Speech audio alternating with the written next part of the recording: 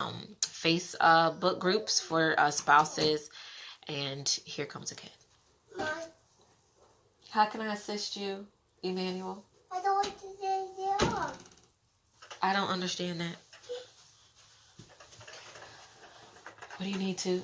Come is Where exactly am I coming to? zero.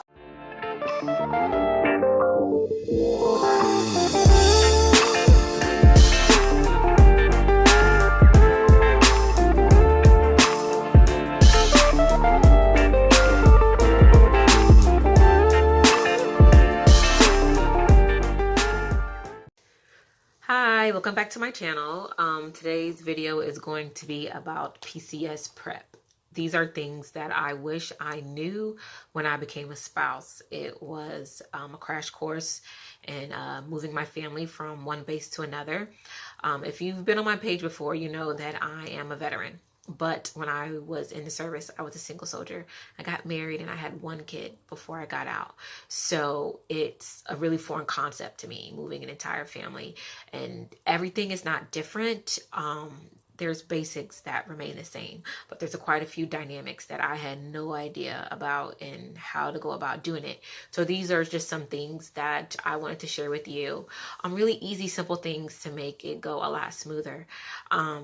My first thing I would suggest is do not wait to the last minute. As soon as you find out where you're going, start researching. That is my number one thing, is to research, get information, understand the cost of living in the area, job availability, if you're working, if you're not, if you're a stay-at-home mom like me, that's not really something that you're going to focus on, but there are many spouses that work.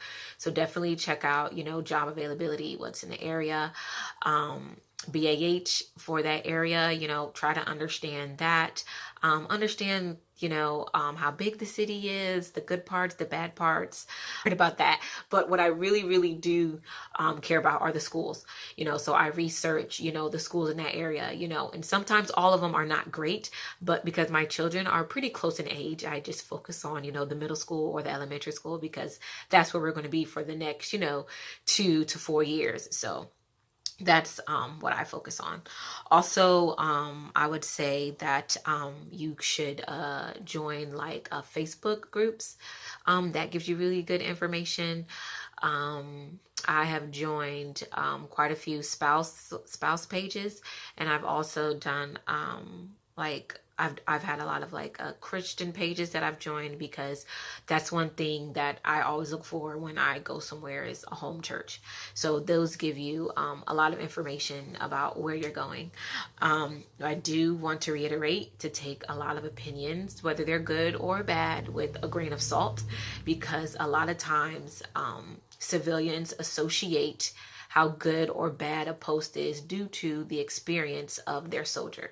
And you have to understand, unit issues are not always post issues, and post issues are not always the area issues. So I would definitely try to keep that in mind and to understand the difference. A bad unit can mean for a bad time, while you're stationed there, but not always. So I would just try to understand the difference and take everything that you hear with a grain of salt.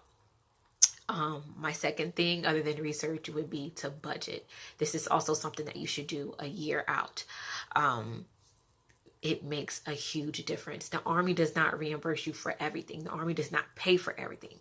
For example, if you have 2 cars, the Army's not paying for both of them. You're going to have to ship it yourself or drive it there.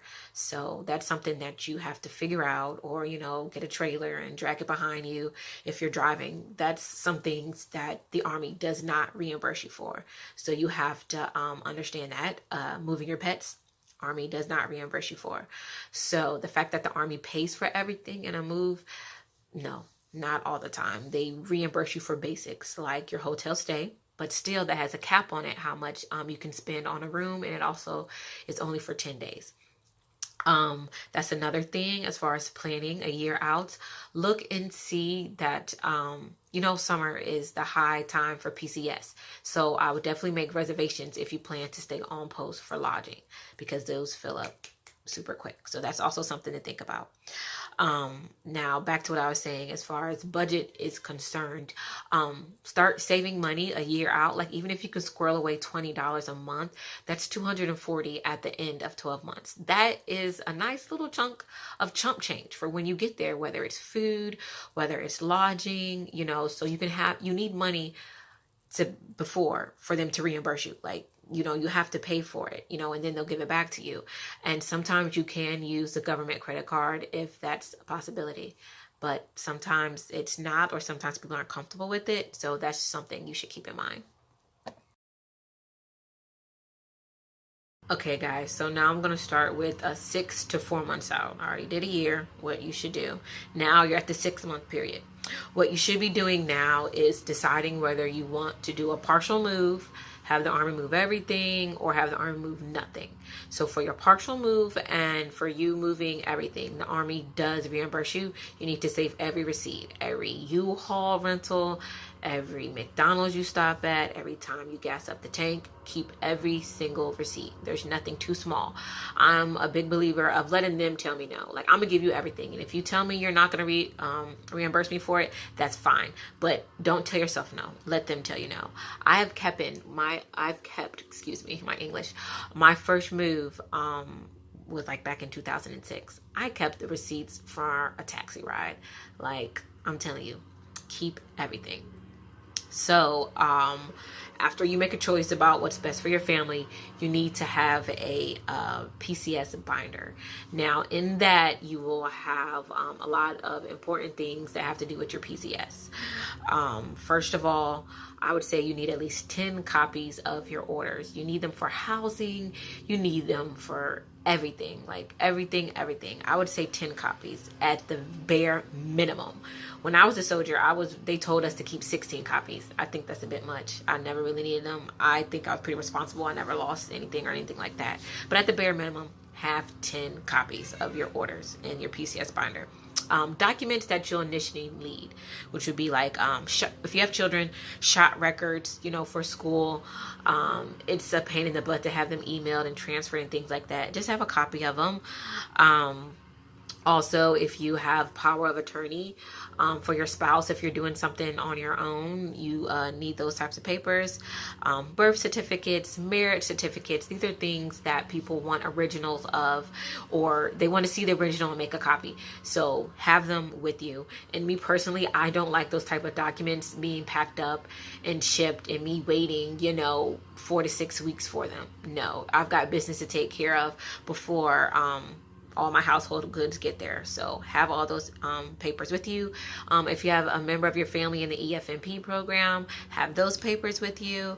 So that's what your PCS binder will hold, amongst other things, like if you did a full Army move, your household goods receipts, stuff like that should be in there.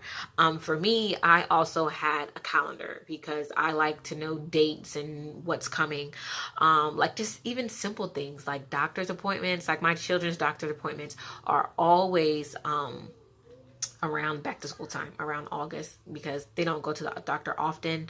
I'm one of those old fashioned people. So we go once a year, checkups, vaccinations, and that's it. So you can have a reminder of that information. Also, if your children play sports or when you're going to somewhere and you need to know when tryouts are for cheerleading, that's really big in our house. And, when certain seasons, when tryouts starts, stuff like that, when sports events start. So I like having those written down on a calendar.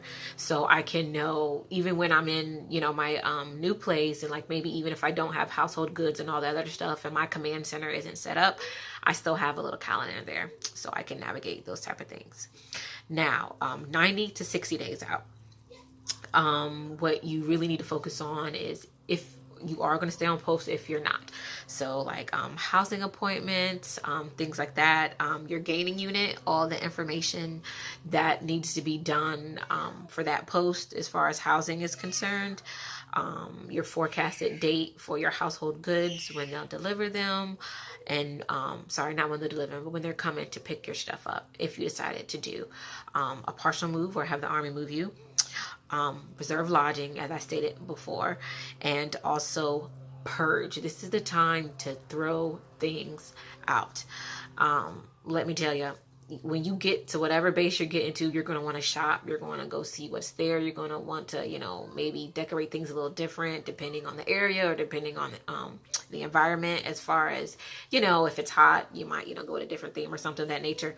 Purge everything that you are not using and donate it. I know there's lots of consignment shops in certain areas where you can sell things to make extra buck. So that would be the time to get rid of everything, because you just don't want to take junk with you. When you get there, I assure you're probably going to be tossing things depending on the space of your new home. So that is the time to, just let things go. So that's what I have on PCS prep, what I wish I knew when I got into this, and which I got a crash course from some other wives, which I was really, really appreciative for. But everything I said is just simply like a blueprint. There's nothing guaranteed about this process. There's that I think might help a lot of wives, and it definitely was beneficial to me. So in the comments below, please leave anything that I may have left out that I could, learn from you. I would really appreciate that, because it's July here, so we will be leaving in a year. So we've got our information, and I'm definitely getting prepped already. So if there's anything that I left out that you want to suggest, I would love to hear it. And I'll see you next time.